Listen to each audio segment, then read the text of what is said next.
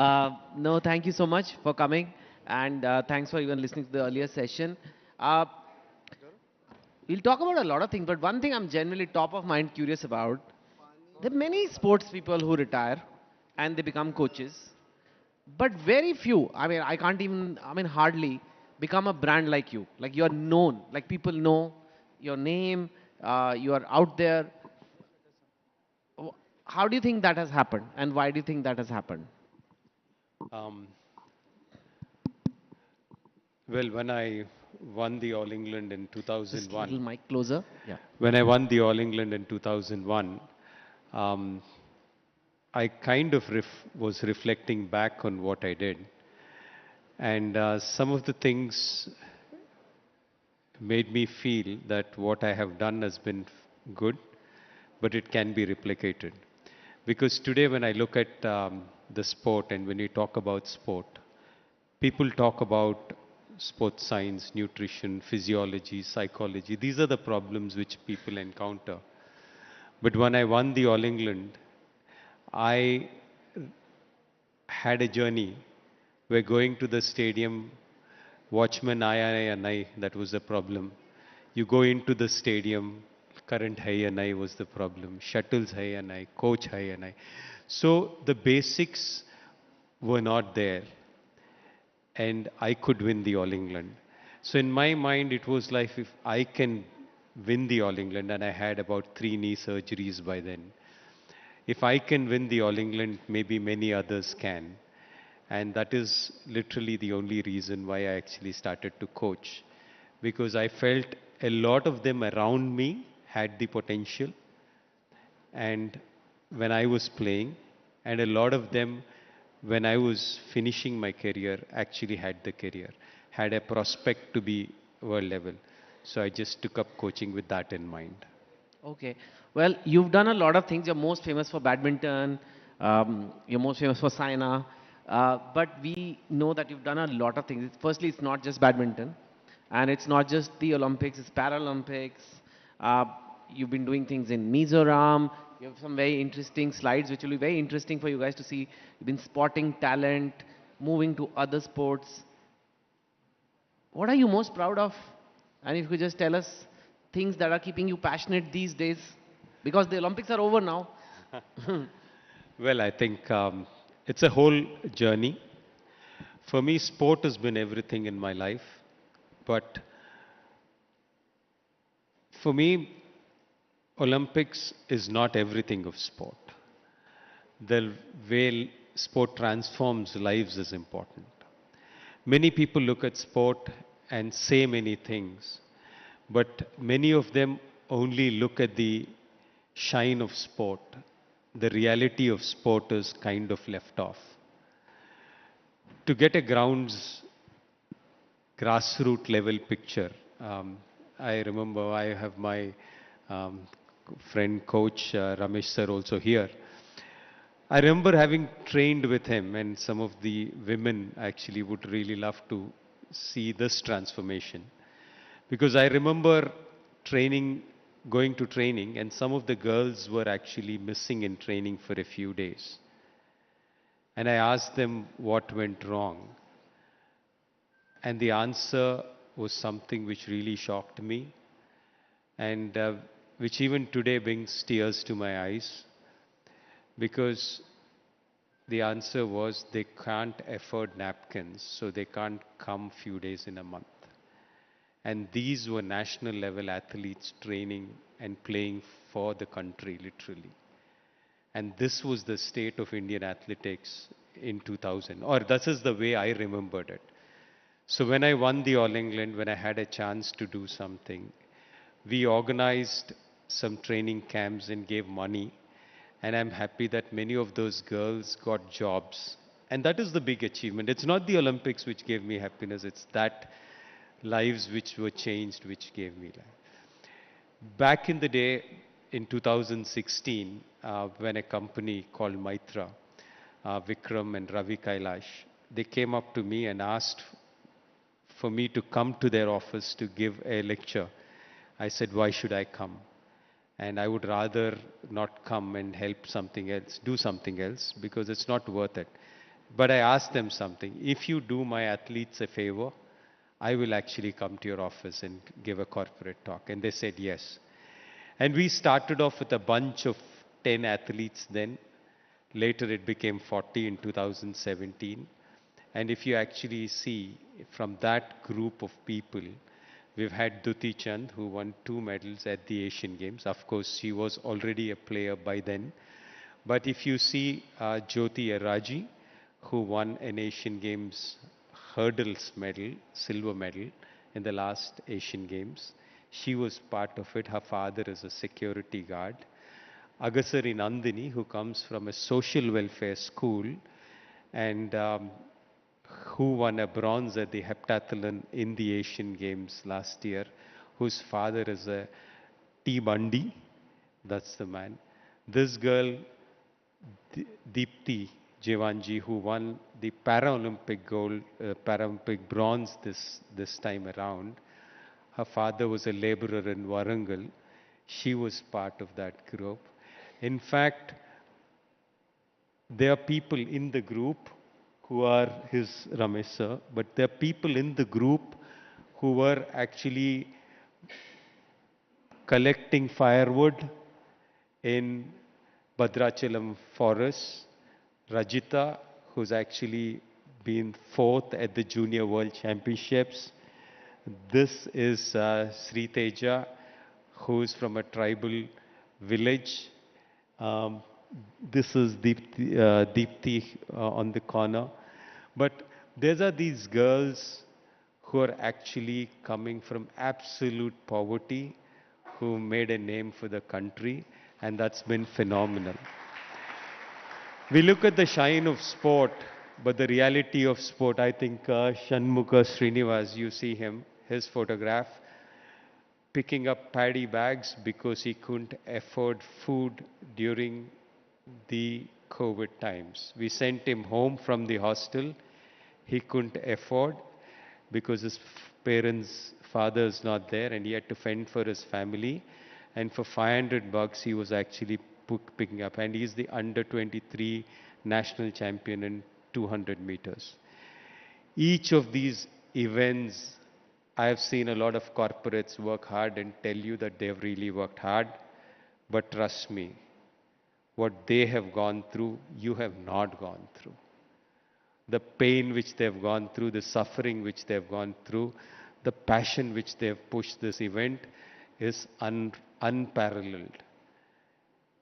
And today, they are struggling, they've always struggled in this journey for 3 square meals.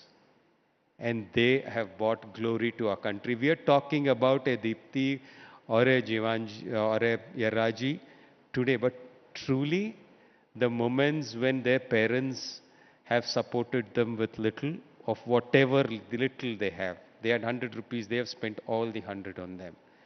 I think that very few people have done. And they've actually got us the name for the country, not many of us in the corporate schooling structure. So this gives me an immense pleasure. This gives me going. It's a fantastic journey. For me, badminton has been a huge journey. 1994, we started off. I remember I was the #1 player in the country. We were not sent to the Commonwealth Games because the government norm was that you have to be in the top 6 nations in the Commonwealth Games. And we were not fitting that criteria. 30 years later, we become the Thomas Cup champions to be the world champions of men's badminton. And last year, we won the Asian Women's Team Championships. That, I believe, is transformation which we've been able to see. 2018, after my Olympic medal with Sindhu, we had a Facebook request, and we started a program in Mizoram. In 2019-20, we lost time because of COVID. In spite of it, 872 kids play badminton in Mizoram. And last year's under-17 national champion, Lal Tajwala, is from Mizoram, from a state which never had anybody reach the pre-quarterfinals of a nationals forever. So I think there have been stories which have actually helped transform people, transform communities, and basically telling us that we have the potential to become huge in the world. And I think that's what keeps me going, and that's what's truly been something which is very gratifying and very satisfying for me in my work. Yeah, that is an incredible journey. I have two questions actually. On the first, on the tribal and the people from really underprivileged backgrounds, and the second is on your Olympic winners. First question is, how do you, like, there is millions and millions of people in India with those backgrounds. How do you spot the talent then? It's like literally finding a needle in a haystack, that somebody speaking firewood somewhere and they end up becoming a champion. Do they come to you? Do you go looking for them? How is the talent spotting done? And then I'll come to the second question later, but maybe just answer this. Well, I think about 3 years back, we had Kiran from the United Group. They had come for me to become the brand ambassador to their sporting event, which started off as a conversation, which led them today to actually have 40 rural centers in the Bhadrachalam forest, in Srikakulam, in Karimnagar, in Warangal, in the interior places, where we have athletes, former athletes, who actually worked really hard but couldn't make a life out of sport, who are very depressed and wanting and searching for a job. Such kind of people we found, identified, and in their native places, we've actually given them a salary, and then they become the architects of a small ecosystem which they develop for. We train them for a week, we send them back, we mentor them. We, as in, there is a group of people headed by Dronacharya Ramesh Garu, and they go into the forest, into people, and actually try to bring them to training in those places. We give them very little nutrition. It's not those fancy bars which we eat. It's basically peanuts, literally peanuts, jaggery, and bananas and eggs. And with that, actually, they come with a lure sometimes for food, but actually we try and pick talent from there. It's been a very successful model because we have many champions who have come. There are probably millions of them or lakhs of them in our country, in those pockets. I think it's very important that we actually go find them. And we need to have a system which can actually bring them to the top, and that would be important. Okay. Okay, so the one is finding the talent. The next is you need to polish that talent, right?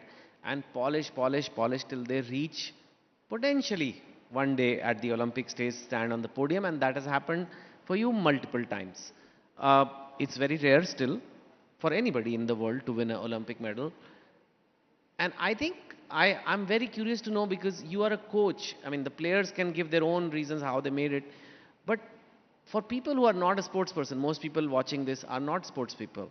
But they are working in an office, or they are studying for an exam, or they are just having some goals in the gym, I don't know. And if they want to reach that ultra high level of excellence, which is like the Olympic level of championship, or at least try to be, like they want to be CEO one day, or they want to be a big businessman one day, or they want to be have a great body one day, become a topper one day, what does it take? What does it take? Like you said, you have no idea what they go through. What does it take to become a champion? Passion. I think an obsession is what is needed. A drive so deep that every waking hour, minute, second, you dream of becoming that. It's very important. It's about believing that the unbelievable is possible. The impossible is possible, you have to believe. To be mad enough to realize that what you're pursuing might never happen, but you cheat yourself to believing that it is definitely going to happen. I think that needs a kind of a madness, a kind of an obsession which is very critical in this journey.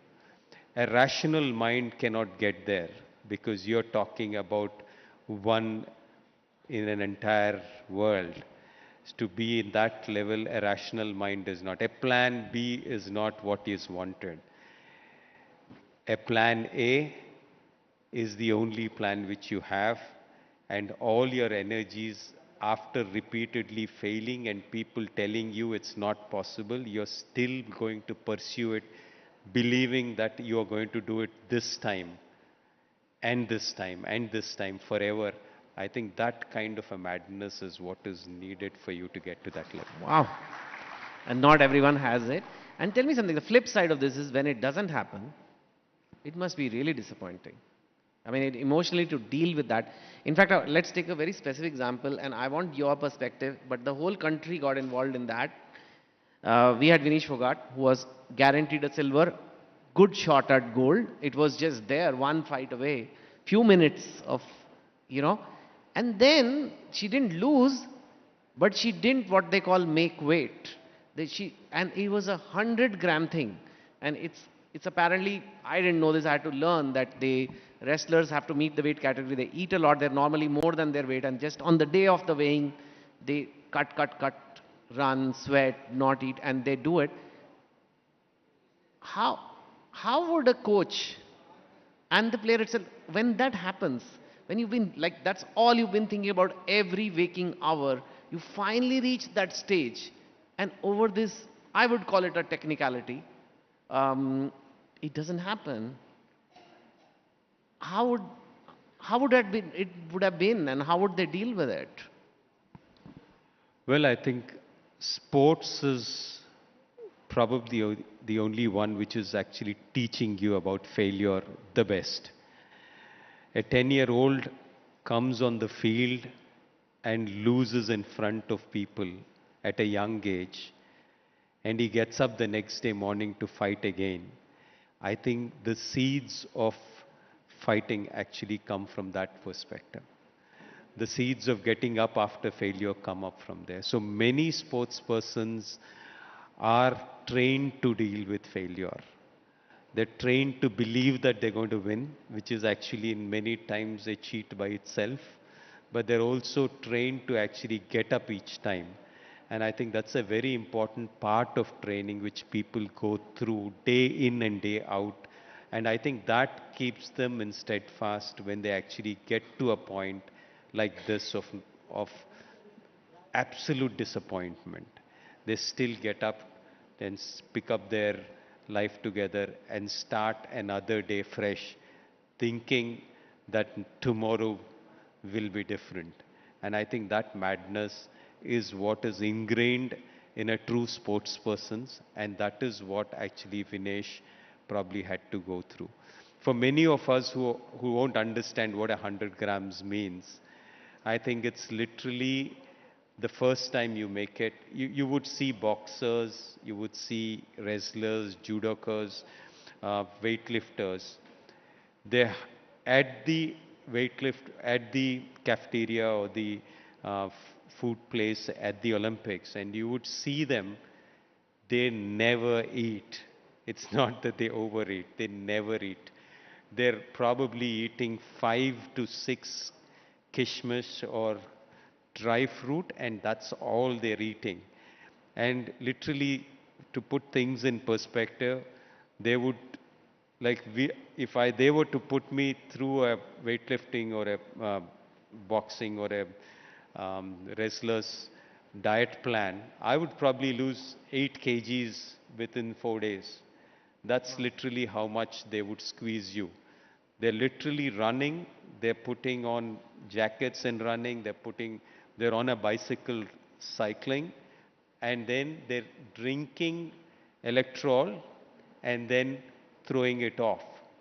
They're not even getting to drink, and literally people would carry them out and stretch them because there's nothing left in their bodies. You're thinking there's something, there's not even, after spending hours in the gym and the sauna, they're probably sweating few drops. So they're almost like a dried fruit.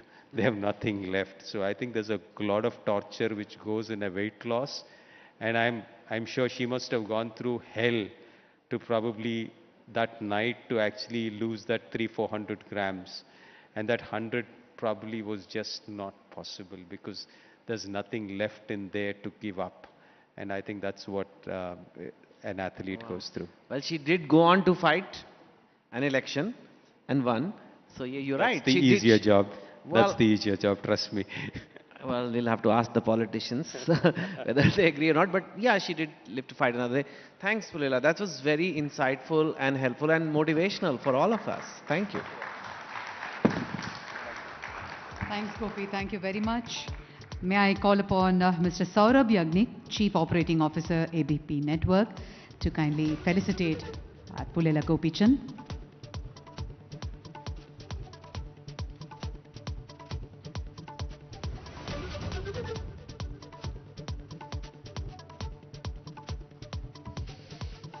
All right, before lunch, we have another interesting session, and I hope all of you are enjoying, guys. Let's put our hands together for Gopichand. Thank you so much.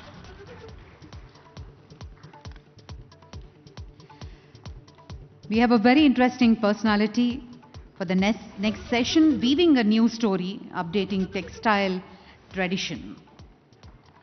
And let me take the pleasure to introduce the National Award winner, Gaurang Shah, a self-taught designer and textile savant. He has been traveling to traditional textile